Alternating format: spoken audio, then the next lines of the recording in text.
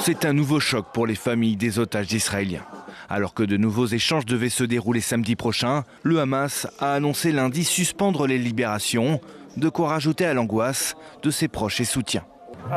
J'espère vraiment que c'est juste un jeu de pouvoir et qu'avec l'aide des négociations, nous serons capables de nous mettre d'accord sur le problème et de le résoudre. Et nous pourrons voir davantage d'otages être libérés samedi prochain. Dans son communiqué, le Hamas accuse Israël de violer le cessez-le-feu. La libération des prisonniers qui était prévue pour samedi prochain, 15 février 2025, est reportée jusqu'à nouvel ordre en attendant que l'occupation s'acquitte de ses obligations. Nous réaffirmons notre engagement envers les termes de l'accord tant que l'occupation y adhère.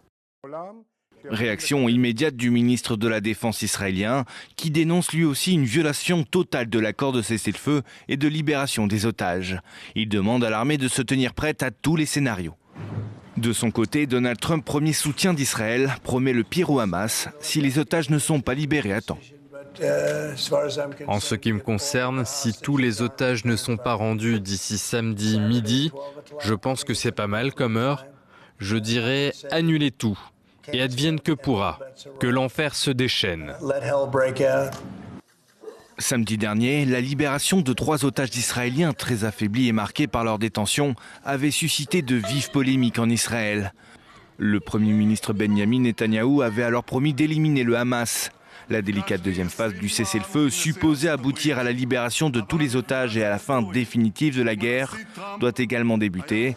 Une délégation israélienne s'est rendue à Doha pour participer à des pourparlers.